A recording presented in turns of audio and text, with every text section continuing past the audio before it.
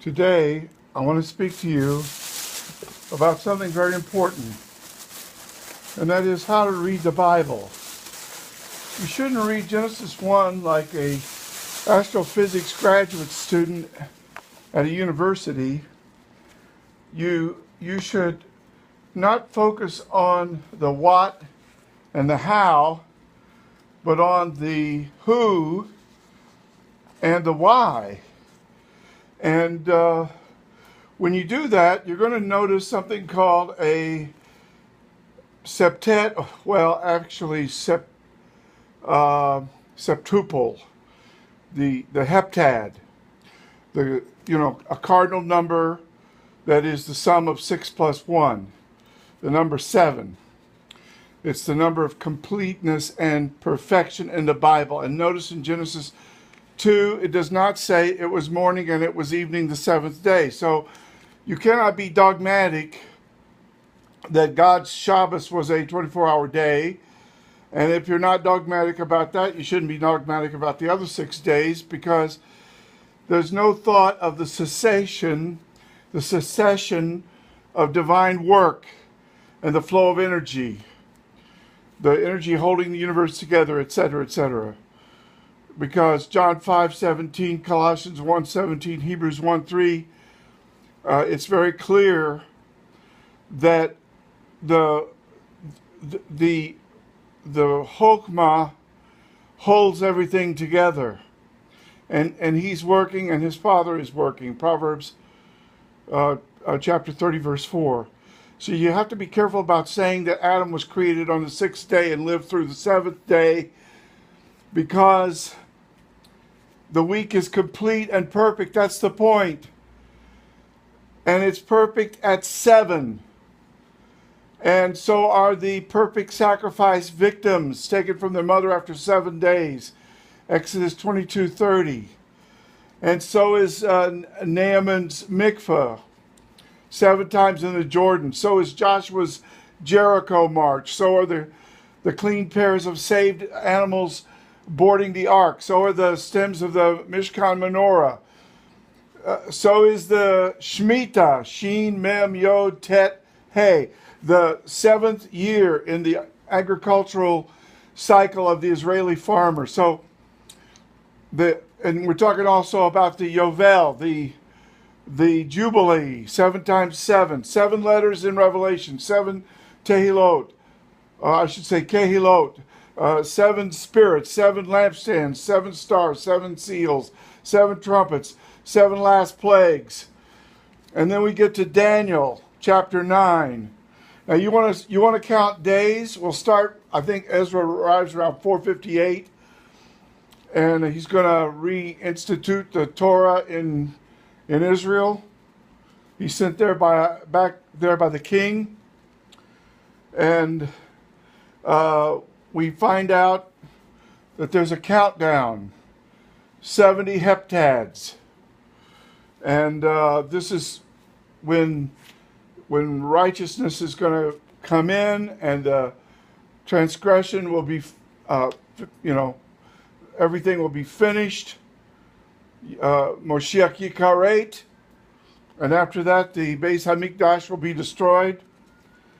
And so Hebrews 11:3, the things which are seen were not made of things which are visible, rather God, not atheistic evolutionary naturalism. God created the heavens and the earth.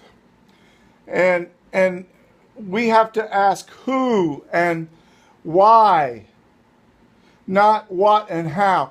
Who is the Zerah Ha'isha?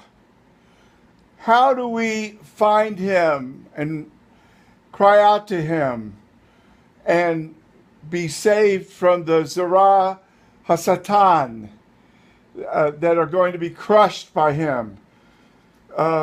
So God's creation was a perfect, complete 7. And now leave it alone. That's the point. God is the who. The 7 is the why. It was 7 because it was perfect until sin came. Then on Shabbos, there had to be a burnt offering. And we're talking about kevasim, male lambs. Numbers, 28:9? They had to be tamimim. They had to be perfect. And that's what we're talking about. And if the decree mentioned in Daniel 9:25 took place in 557, Ezra 7:12 to 26, and then the first 7 heptads, they run from 557 to 408. And during this time, the Jerusalem walls are rebuilt, 444 by Nehemiah. Then you have 62 heptads, 7 times 62, 434. And that gets you to AD 26, because you take 408 from 434, you get 26, actually 27, because we gained 1 year between 1 BC and 1 AD, since there's no years 0 in between. This would take us to the time of the coming of the Moshiach, and it would be after this time of 62 heptads, but while the second temple was still standing. That's a narrow corridor of between AD 27 and AD 70, which the Messiah has to be violently killed in order to fulfill the prophecy. And Yeshua did it, and Zechariah tells us that it was his name, Yeshua, that is the Tzemach. So I don't really like this young earth versus old earth and all this argumentation, because it doesn't sound like it's somebody who is regenerated and Jewish and looking at the text with Jewish eyes. It sounds like some kind of Gentile,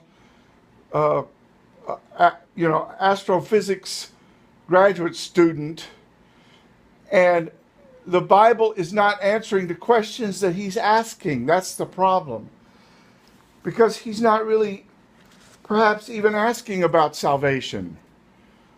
Listen, the Bible is about salvation from beginning to end.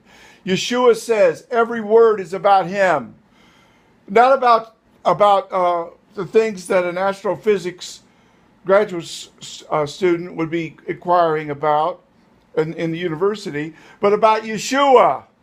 About Yeshua. Let's not get off the track. Let's find the one who can save us. Let's find what Moses was prophesying. The Zerah Ha'isha, born of Ha'alma. And Lord, I want to pray right now for everyone who is looking for the best English Bible translations, that they will look for those that are along this track. And Lord, I want to ask you to bless the Orthodox Jewish Bible. Ortho, straight, doxa, doctrine. And I pray that many will turn to the Lord in these last days. Amen.